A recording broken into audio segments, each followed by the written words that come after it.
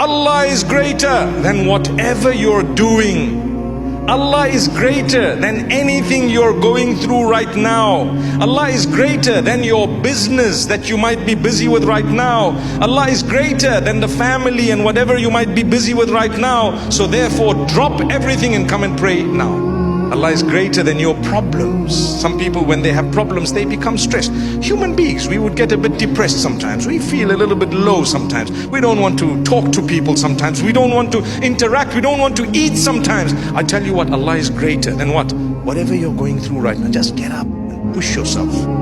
Your 5 daily prayers, work on them, become strong on them, and see the miracles that start happening in your life.